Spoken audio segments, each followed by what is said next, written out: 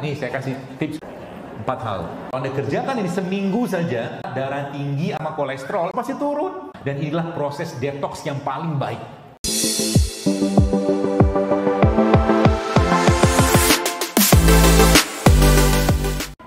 Ya. Jadi kalau mau coba ala kecil-kecilan, nanti kan kalau Anda pergi kondangan, jadi kata Allah kan wakulu wasrobu wala tusrifu. Kalau Anda di kondangan itu kan banyak makanan kan.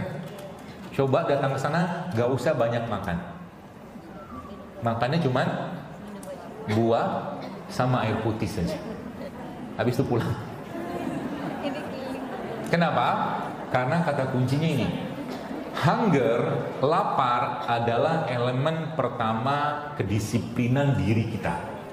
Kalau kita bisa ngontrol lapar, kita bisa ngontrol yang lain. Bahkan nih saya kasih tips kepada bapak-bapak nih. Kalau Anda pengen bisa mengatur irama permainan dengan istri, kontrol lapar Anda. Serius. Itu efeknya sampai ke sana. Jadi si suami itu bisa mengatur, maaf, kapan dia mau keluar, kapan istri mau keluar, bisa ngatur sampai seperti itu. Itu bisa diatur. Bahkan Islam memberikan atau Rasulullah menyampaikan pesan kepada kita, kalau pengen anaknya laki-laki, maka suaminya yang keluar duluan. Kalau pengen anaknya perempuan, perempuan yang keluar duluan. Ejakulasi maksudnya, orgasme itu. Udah ada hadisnya kayak begitu. Jadi kalau ada orang anaknya laki-laki semua, awan. Bapaknya duluan. Ada hadis. Kalau ibunya yang keluar duluan, anaknya perempuan. Kalau berimbang atau bener. Anaknya 4 kan, 2 laki 2 perempuan gitu kan, nah, cocok. Dan bisa diatur kayak begitu. Dan laki perempuan tidak sama. Mana ada ceritanya laki perempuan sama saja? Ada slogan zaman dulu kan begitu kan? Beda jenis kelamin laki dan perempuan itu. Gitu ya. Nah, kita akan belajar dulu sekarang bagaimana cara memperbaiki itu semua. Tapi kata kuncinya apa? Mulai sekarang, mintalah kepada Allah, ya Allah jadikan imanku ini, ya, kenikmatan dalam ibadah ini lebih aku nikmati dari makanan yang sesehat apapun. Itu salah satu doanya, minta. Sehingga nanti apa? Anda lebih senang ketika Ramadan untuk banyak sholat, banyak tilawah daripada mikir bukanya apa, sahurnya apa. Ramadannya kita sayangnya apa? Buka dan sahurnya tidak lebih kurang dari 11 bulan yang lain. Gorengan, teh manis, kapan mau sehatnya? Kan gitu. Masjidnya juga menyediakan kayak begitu. Semua atau mesti sini. Sama aja. Yang luar biasa lagi apa? Bahkan tata krama makan lupa. 1 tahu, 1 lontong. Begitu kan? Banyak begitu kan? Dan yang luar biasa lagi, disiapin sirup. Sekarang sirup, Bapak Ibu perhatikan baik-baik. Di etiket sirup itu sekarang ada peringatan, jangan dikonsumsi buat ibu hamil menyusui sama anak-anak di bawah 5 tahun. Beberapa sirup sudah peringat. Kenapa? Ada gula buatan di situ yang bisa bikin ginjal masalah. Anda bayangkan 11 jam berpuasa lagi detoksnya minum sirup. Kalau bahasa saya itu zolim banget. Udah bener-bener udah bagus-bagus badan dikasih sirup. Belum selesai sirupnya dikasih lagi gorengan. Terus disuguhin nasi padang. Ketika beliau baca surat yang agak panjang, selesai semua. Banyakan makan. Betul kan? Jadi kalau mau jaga kesehatan mulai sekarang kurangi makan. Makannya berapa kali sehari? Cukup sekali. Baik, kita bahas ya. Supaya kita bagaimana Al-Quran mengajarkan dan bagaimana Nabi SAW memberikan contoh kepada kita. Baik. Rasulullah ketika ba'da Isya ngapain? Tidur. Ba'da Isya beliau tidur. Terus malam nanti jam 1, jam 2 beliau bangun, sholat malam. Ya. Jadi antara waktu maghrib dan waktu matahari terbit di subuh hari itu ada pergeseran atau perubahan hormonal badan kita. Ketika matahari tenggelam, maka hormon yang bekerja namanya parasimpatik. Parasimpatik itu malam. Parasimpatik ini Bapak Ibu sekalian Fungsinya apa? Fungsinya hormon rileks, hormon yang mengistirahatkan. Jantung diturunkan denyutnya, peristaltik atau usus kita diturunkan gerakannya, itu malam. Ketika startnya kapan? Startnya ketika Allah tenggelamkan matahari dan sinyal matahari atau sinar matahari yang tidak ada lagi di otak kita, kita tangkap dengan mata tadi, itu membuat ini switching mode, langsung ke mode malam. Dan dalam Al-Quran surat Naba Allah bilang apa? Waja'alna laila libasa. Dan kami jadikan malam sebagai istirahat. Nah, Nabi mencontohkan, kan Nabi itu kan Quran berjalan. Nabi mencontohkan apa? Nabi pada Isya tidur. Makan lagi? Nggak makan. Jadi malam itu kita sudah ngapain? Sudah kalau udah tidur berarti otomatis kita ngapain? Puasa. Ya kan? Jadi malam bukan waktu tempat untuk beraktivitas. Yang pertama, malam bukan waktu yang tepat untuk banyak makan. Kalau mau makan sebelum matahari tenggelam. Itu kalau saya begitu konsepnya. Jadi nanti badannya akan enak banget.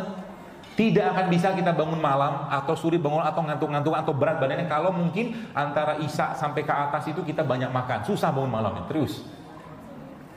Betul gak? Bener loh. Terus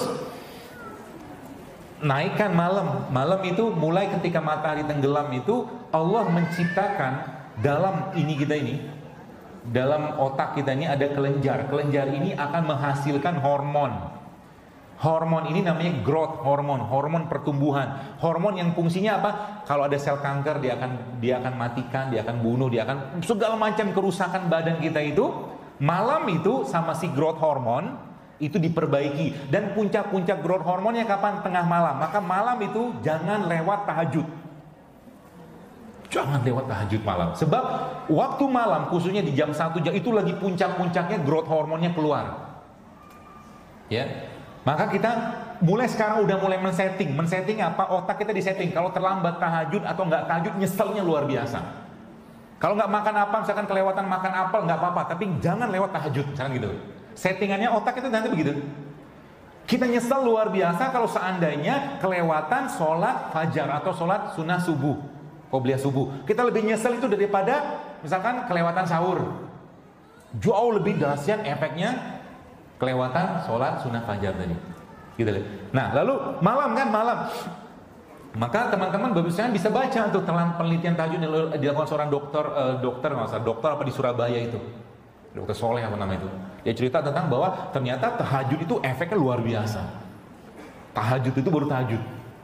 Ya, maka nikmatilah waktu tahajud tadi. Lagi bermanja-manja dengan Allah dan saat itu pintu langit terbuka dan Allah turun sekalian ke langit dunia untuk ijabah doa-doa kita. Jangan pernah takut. Jadi kalau kita masih kita dekat dengan Allah, terutama kita sering bangun malam, jangan pernah takut dengan hajat kita. Pasti dikabulkan, terutama kalau kita bangun malam terus. Apapun itu. Mau minta apa aja kata Allah, aku mencari.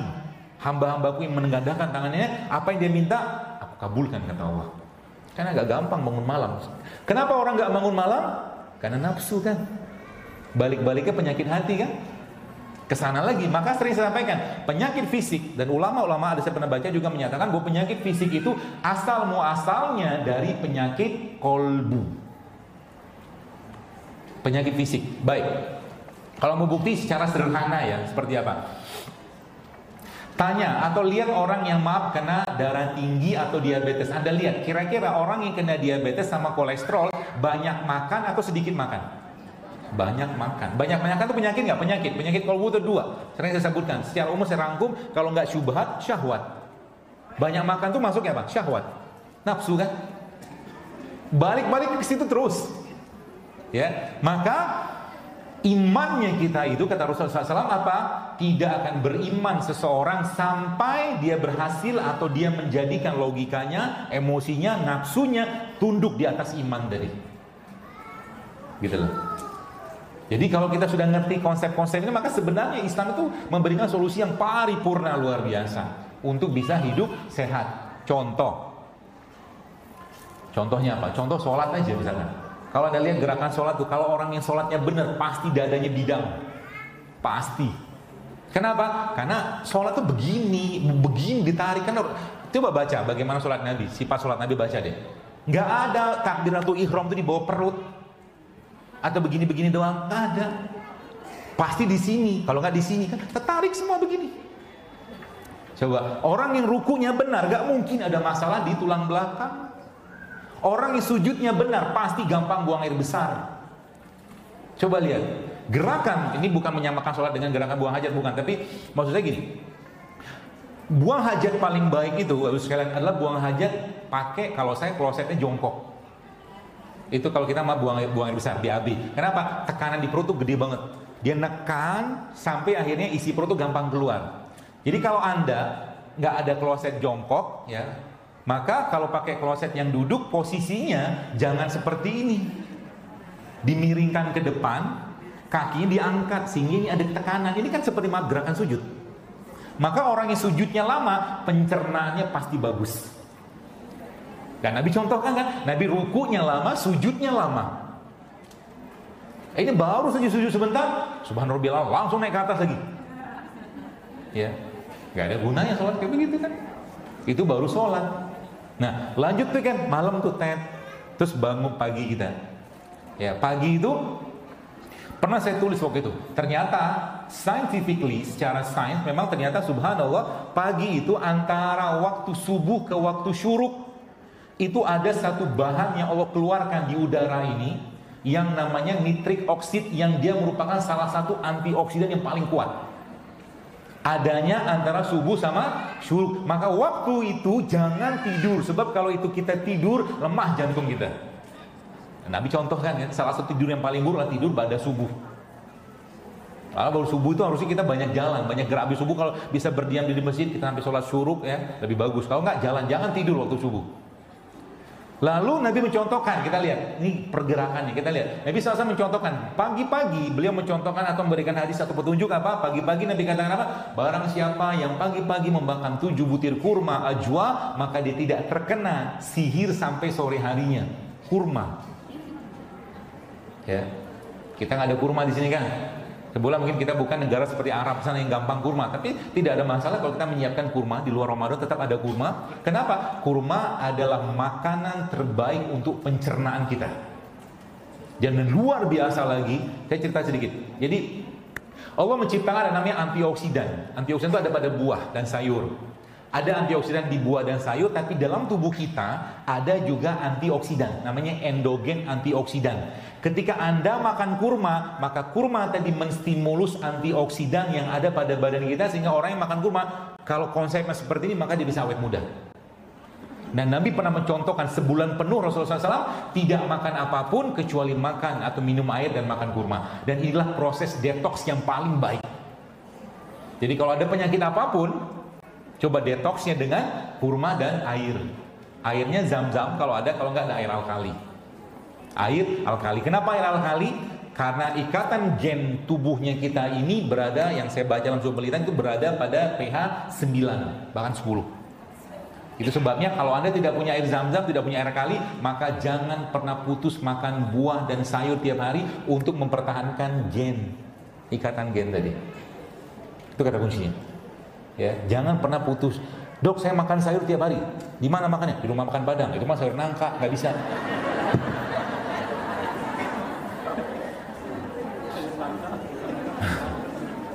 Masalah kan? Kalau Anda mau makan sayur nangka, kemarin saya ngajarin teman di Makassar, pada kajian tabligh akbar di Makassar, saya bilang, saya mengajarin cara makan coto Makassar, saya bilang. Caranya gimana? Kan kalau makan coto dikasih jeruk nipis tuh. Ya, banyak tuh mangkok, gitu kan. Terus saya bilang minta air putih agak banyak, mungkin 3 gelas gitu kan, nanti jeruknya diperes masukin ke air tadi. Habis selesai diperes ke 1 gelas, minum. Selesai yang kedua, minum lagi yang ke pertama, kedua minum lagi, sampai ketiga. Selesai yang ketiga, udah pulang aja, saya bilang. Itu cara makan coto yang baik. Silakan makan coto. Kalau Anda tiap hari porsi makan buahnya 3/4 piring Anda, silakan. Silakan makan coto kalau seandainya setiap hari minimal 3 liter air putih Anda makan. Silakan makan coto, atau coto ini perumpamaan saja. Kalau Anda rutin berpuasa, ini puasa enggak, buah enggak, sayur enggak, tiap hari bakso, nasi goreng, nasi uduk, cilok, cireng. Jangan tanya kalau sakit. Bener loh. Kenapa sekarang penyakit nggak selesai-selesai? Bahkan saya sering sampaikan, herbalis sekalipun yang Anda berobat ke tukang bekam, pembekam, ke dokter, kita kadang nggak dibahas urusan piringnya. Betul nggak?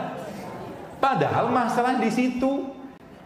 Piringnya dikosongin, tensi bisa turun loh. Piring dikosongin maksudnya puasa ya.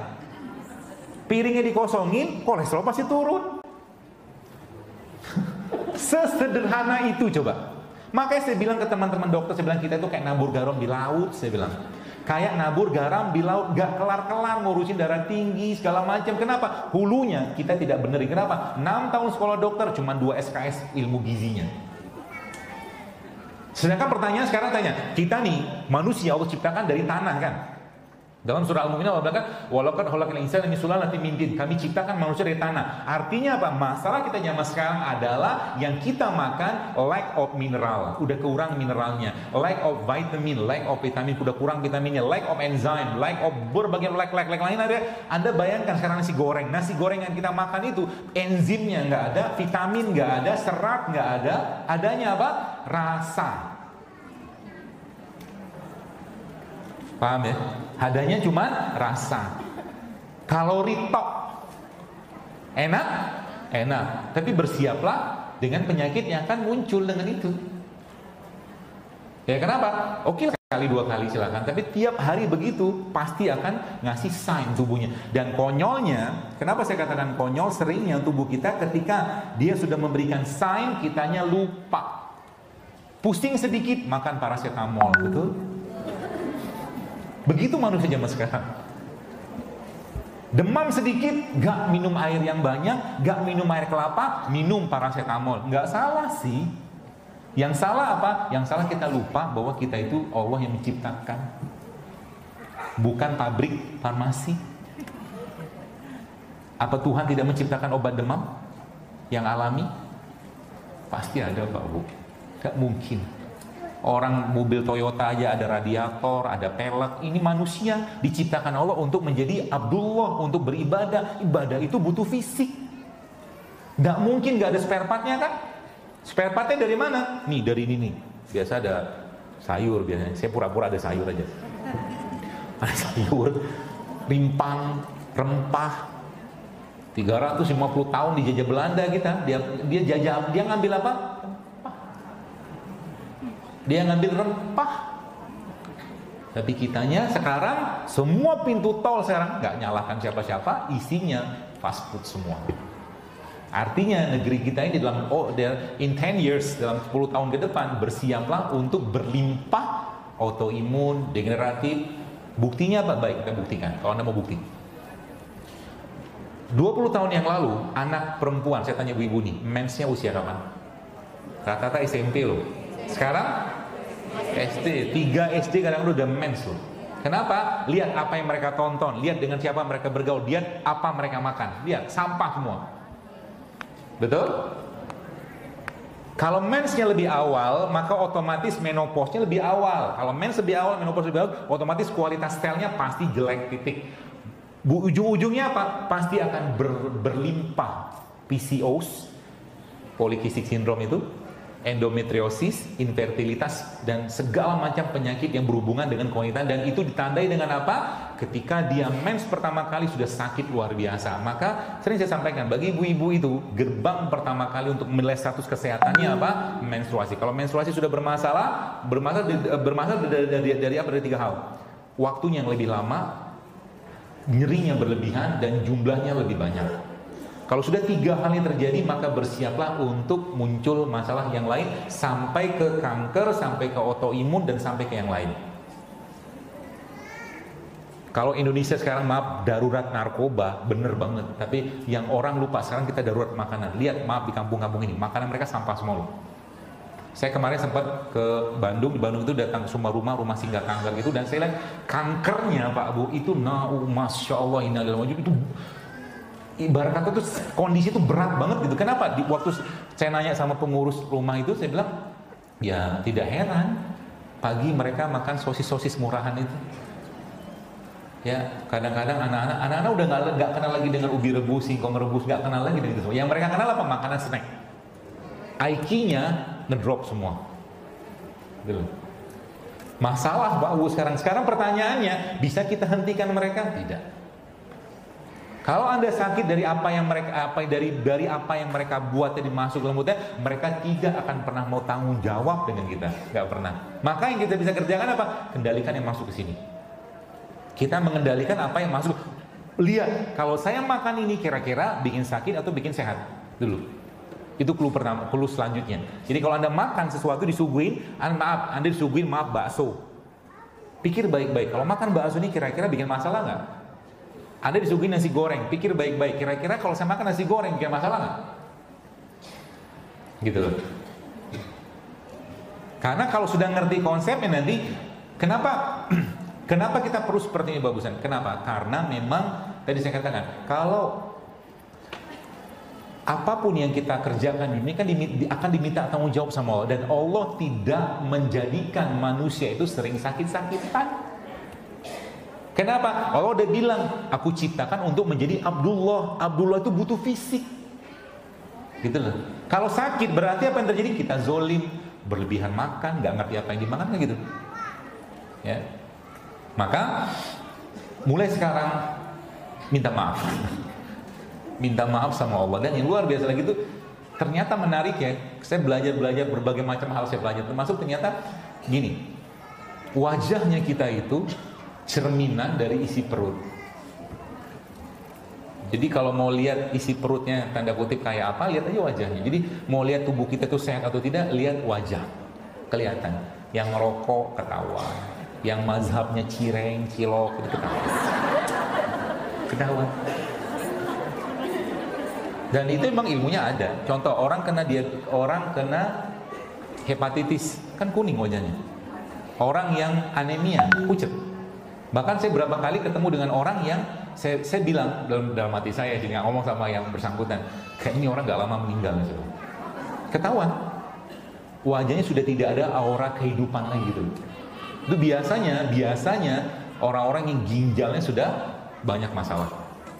Ketahuan, ini pucat, ini udah kayak begini gitu kan, dan pucat banget. Ada 2 kali tuh saya pernah menebak dan ternyata benar. Ya, satunya teman, satu lagi jamaah saya. Waktu lihat fotonya kan, foto suaminya, gitu. Jadi hati-hati dengan apa yang kita makan. Jadi mulai sekarang pikirin baik-baik. Ya sekarang kalau saya tanya, kira-kira nasi goreng itu sehat nggak? Nggak. Masih mau dimakan?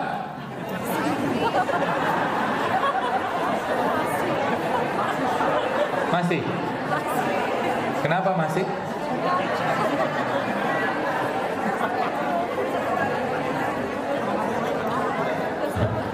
Kenapa masih mau dimakan?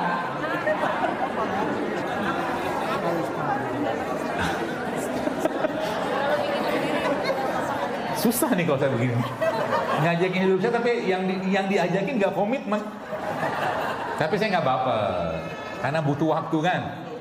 Butuh waktu nggak apa-apa, nasi goreng sekali-sekali, 6 bulan sekali, setahun sekali.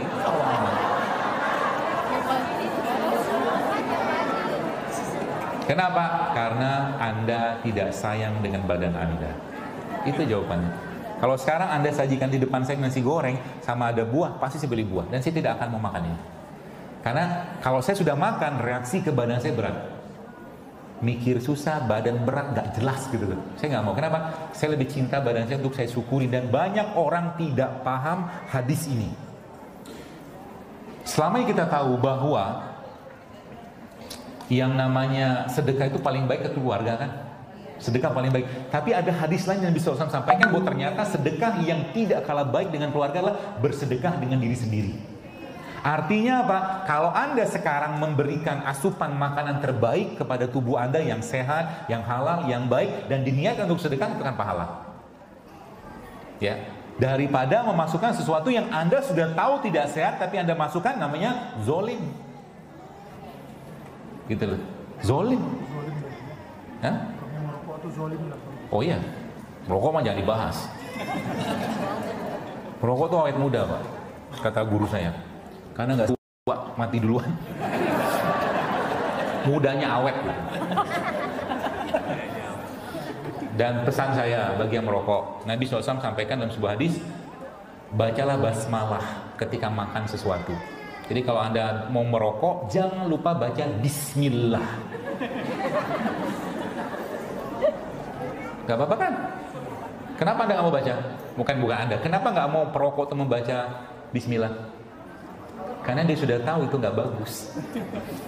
Hatinya sudah tahu dia itu tidak bagus. Hati kita tidak bisa dibohongin dan ngerti. Karena apa? Wahyu itu bicara ke hati. Wahyu itu bicaranya ke hati. Gitu. Ya. Terus yang mana, Pak? Nasi goreng.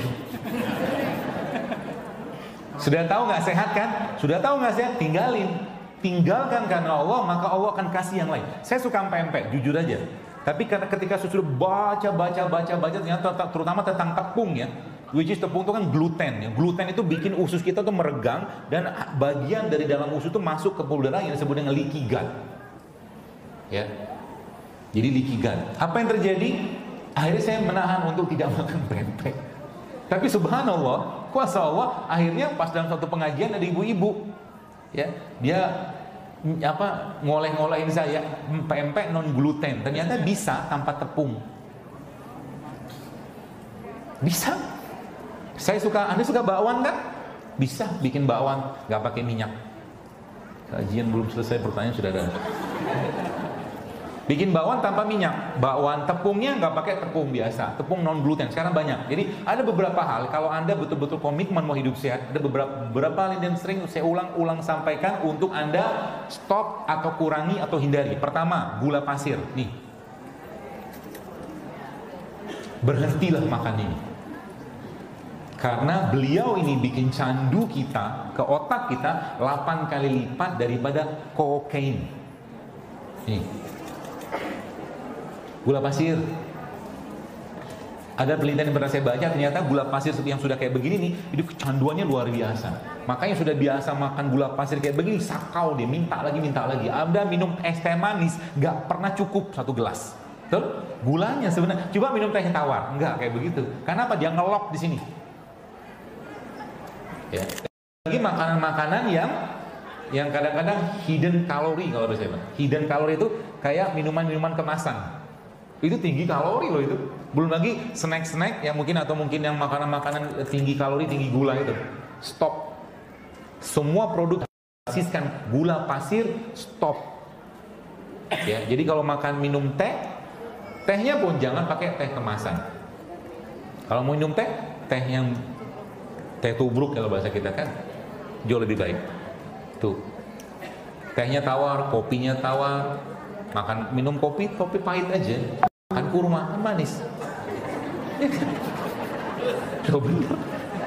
Karena kita bukan butuh gulanya, kita butuh karbohidratnya. Karbohidrat itu ada pada buah, pada sayur, gitu loh.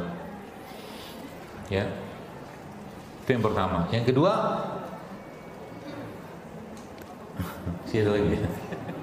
yang kedua, mulai sekarang kurangilah makanan yang diolah dengan menggunakan tepung.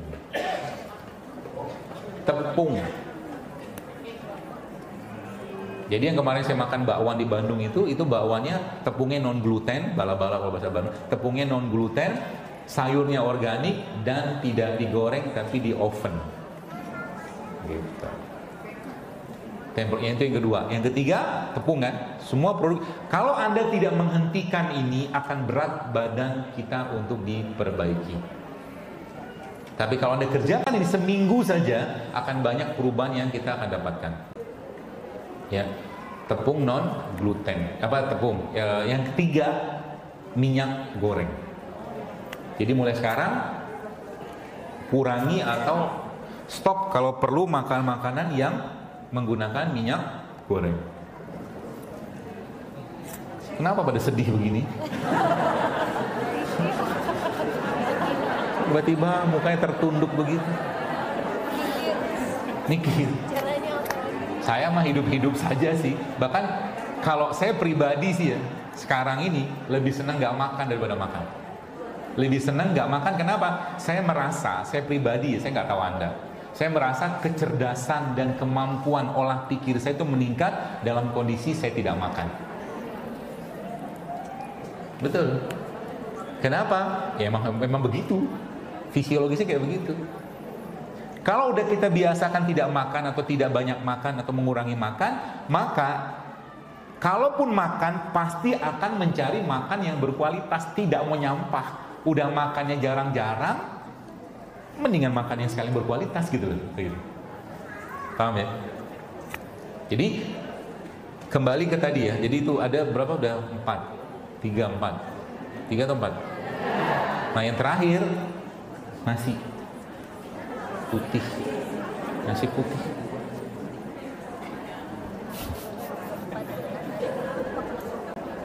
4 hal. Kecuali Anda sudah clean eating. Kecuali Anda sudah, saya tanya Bapak Ibu sekalian tolong jawab. Anda yang hidupnya 30 tahun, saya tanya, ada pernah setahun hidup sehat? Enggak. 6 bulan? Enggak. 3 bulan? Terus kapan mau hidup sehat? Sama kayak tahajud. Hidup sehat kayak begini, kalau nggak dipaksa-paksain sampai mati juga nggak bakal tahajud. Paham ya? Dan lagi-lagi saya sampaikan, hidup sehat yang saya sampaikan seperti ini bukan lifestyle, tapi kita niatkan, kita jadikan ini bagian dari ketaatan kita untuk menjaga badan ini dan untuk bersyukur dengan badan ini, sehingga nanti ketika Anda minum madu, Anda minum kunyit, Anda minum jahe, dan Anda sampaikan sama Allah, ya Allah aku minum ini agar badanku lebih fit, lebih sehat untuk beribadah kepadamu, Anda minum itu dapat pahala. Itu poinnya. Bukan cuman ikut-ikutan. Healthy lifestyle bagi seorang muslim itu sebenarnya keharusan. Untuk apa? Untuk dia bisa beribadah dengan baik. Anda bayangkan sekarang udah ngerti ilmunya sedikit banyak, masih juga nyampah, daftar haji sekarang 2019, dapat haji misalkan 2029, misalkan tiba-tiba waktu check up nggak boleh berangkat gara-gara gagal ginjal. Banyak kayak begitu. Nyesek kan? Dan waktu kita kelewatan tahajud 1 malam demi Allah tidak pernah bisa terulang. Artinya apa lagi? Waktu kita yang kita sia-siakan, ya, mudah-mudahan bukan kita, yang disia-siakan seorang manusia tadi untuk hidup sehat, demi Allah tidak akan terulang lagi. Artinya apa? Bisa jadi makanan yang kita makan itu bisa bukan bisa jadi, memang akan membentuk gen kita. Kalau sekarang bapak ibunya atau calon bapak ibunya makannya kerupuk, makan yang jelek-jelek, bukan makanan sehat, maka gen yang akan tercipta atau terbentuk di beberapa tahun kemudian adalah gen kerupuk. Faktanya apa? Tadi menstruasi tadi kan udah kelihatan. Sekarang banyak anak-anak lahir dengan kelainan kongenital. Kongenital itu gen. Kenapa? Mak ibunya atau calon ibu bapaknya sebelum menikah sudah nyampah. Itu kan sekarang terjadi kan?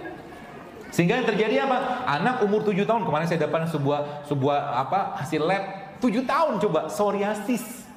Psoriasis itu penyakit autoimun. Dari mana? Besar kemungkinan dari gen yang dibawa dari bapak ibunya. Jadi bagi yang belum menikah, sekarang kalau mau cerita mendapatkan kan menikah itu kan salah satu tujuannya kan punya anak. Kalau pengen punya anak, tanya sama ikhwan atau akhwatnya, kamu berapa kali minum madu satu hari?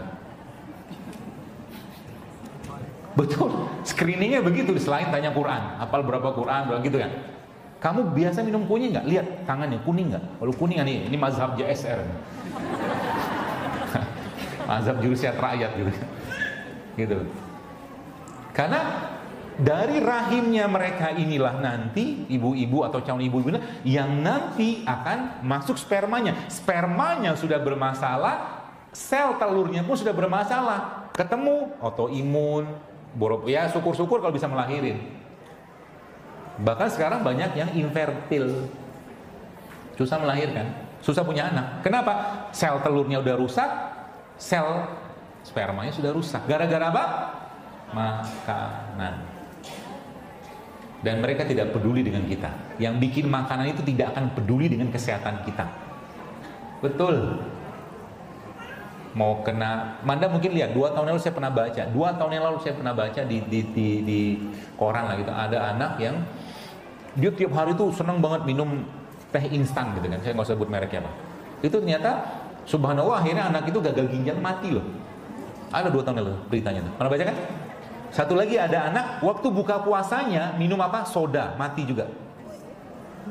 Do they care about us? Apa mereka peduli dengan kita? Enggak. Yang mereka pikirkan apa? Repeat order. Gitu loh. Tidak peduli mereka dengan kita, Pak Bu. Ya, sehingga yang kita bisa kerjakan apa? Oke, kalau kita nggak bisa mengontrol mereka, ya kita kontrol saja apa yang masuk ke mulut kita, selesai. Gitu loh. Makanya saya katakan, love your body mulai sekarang. Cintai badan Anda, jangan sakiti, jangan zolimi lagi. Udah cukup kita menzolimi badan kita sama, dan akhirnya apa? Sholat susah, dan setiap perubahan atau kualitas ibadah pasti berkurang pahalanya. Sholat duduk sama sholat berdiri setengah pahala loh. Ya, sholat baring setengah pahala duduk. Ya, udah tahu badannya gede, udah gemuk, dan tulang kita itu tidak akan bisa bertambah beban tumpunya. Ya, jangan diobati dengkulnya, perutnya dikurangi, paham? Ini maunya instan kan? Datang ke dokter, nggak salah dokter taunya ilmunya itu, suntik lagi steroid, nggak selesai itu tempurungnya diganti, selesai. Gitu loh. Jadi kenapa bisa terjadi itu semua? Karena pola pikir kita semua diinstankan. Maka jangan makan makanan instan. Karena behavior kita, kebiasaan kita, atau tingkah laku kita dipengaruhi oleh apa yang kita makan. Ya percaya. Ini saya cerita, ini bukan untuk jelek-jelekin suatu kaum atau suatu suku, bukan. Tapi ini karakter saja. Contoh, Anda nginjek kaki orang Jawa Barat. Dia bilang apa? Punten kaki saya, gitu kan. Coba injek kaki orang Makassar. Agak beda. Bukan orang Makassar jahat, bukan. Tapi memang karakter mereka kayak begitu. Orang Makassar baik, ini baik, sama-sama, cuma punya pola sendiri gara-gara apa? Gara-gara apa ini makan, gitu loh. Indonesia cocoknya makan apa? Makan apa yang ada di negeri ini. Allah ciptakan apa negeri ini? Rimpang. Rimpang itu kunyit, jahe, kencur, temulawak, itu rimpang. Maka makanlah itu. Sehingga filosofinya apa? Let the food be your medicine and medicine is your food. Jadikan makanan sebagai obat sebagai makan. Jadi kalau Anda makan mulai hari ini, bos sekalian, salah satu yang kita perlu masukkan dalam makanan kita adalah rempah. Dan kalau Anda bikin pindangnya kalau santan itu sehat, asal jangan dipanaskan. Ya, santan itu lemaknya baik. Ya, bahkan santan itu kalau Bapak Ibu coba nanti rumah kan, kalau nggak puasa nanti Ibu coba di blender ya. Santan di blender sama kurma, kasih garam Himalaya sedikit, kasih madu sedikit, itu enak. Kasih kunyit sedikit. Jadi namanya golden turmeric latte. Oh iya, enak. Ya, santan ya. Jadi santan itu sebenarnya nggak masalah. Jadi kalau pengen makan daging, makanlah daging. Ya, jangan makan rendang tiap hari. Karena santan kan, nggak salah rendangnya. Sekali-sekali silakan. Ya, saya bukan anti nasi padang. Ya. Ya maksud saya itu kita perlu pelajari baik-baik makanan. Karena zaman sekarang ini kenapa orang Padang dan zaman dulu makan nasi padang? Nggak ada masalah, tapi habis makan nasi padang mereka sepedahan, mereka pakai cangkul, lagi ke ladang, nyangkul. Zaman sekarang nggak kayak begitu. Kalori masuk sama kalori keluar nggak berimbang. Gitu. Sehingga apa? Zaman dulu nggak banyak orang gemuk kayak sekarang, dan tidak banyak konsumsi gula kayak kita sekarang. Gitu loh.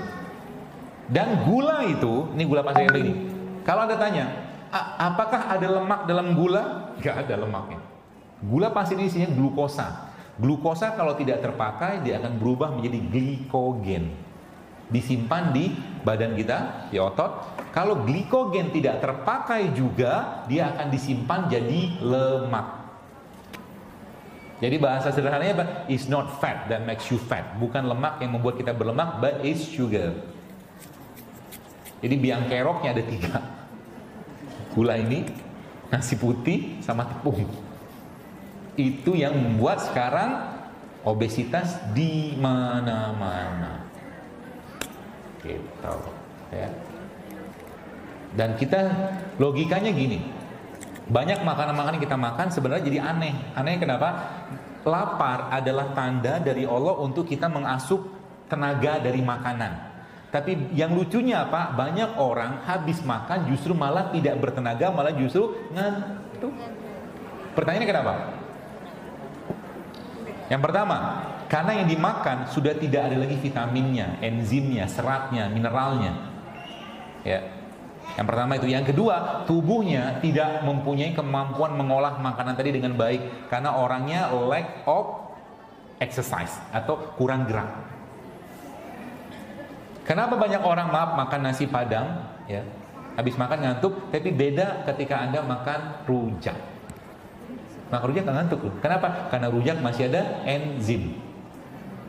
Karena rujak masih ada vitamin.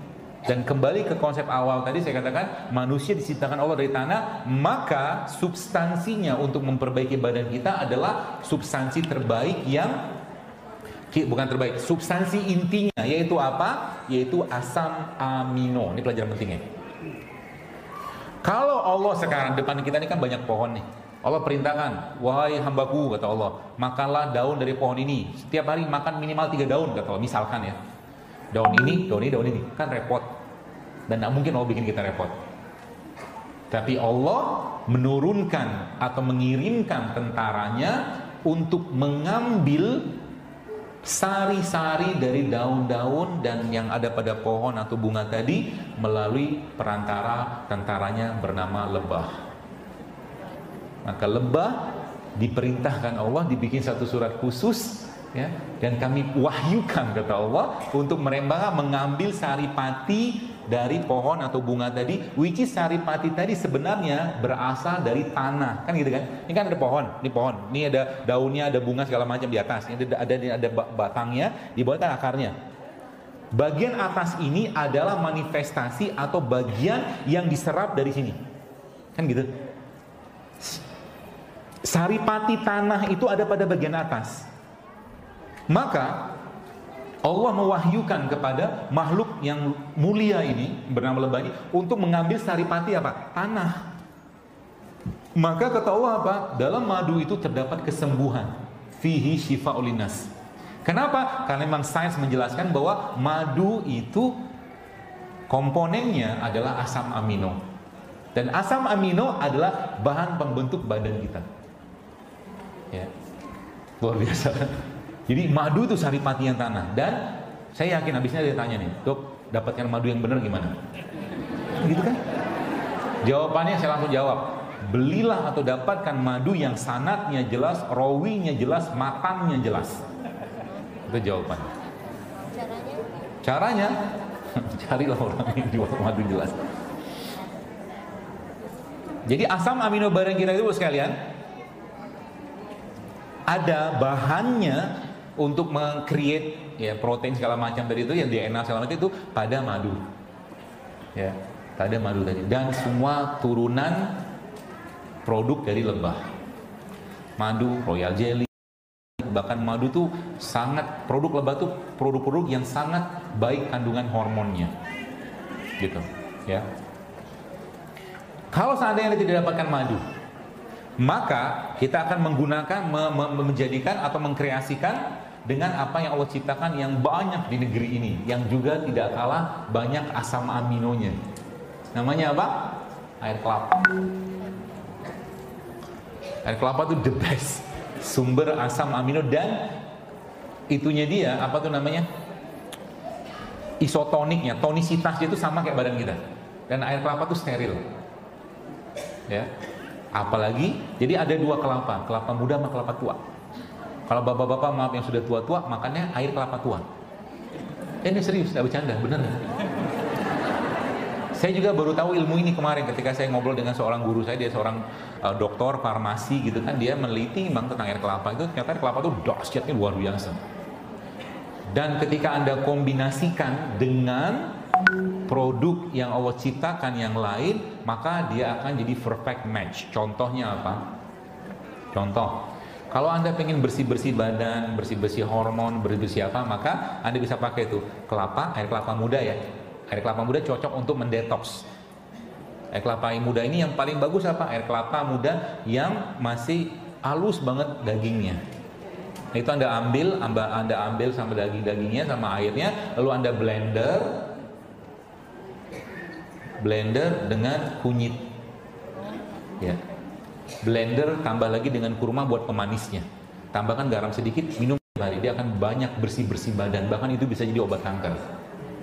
Luar biasa kan? Karena asam amino. Tapi jangan air kelapa yang dalam kotak.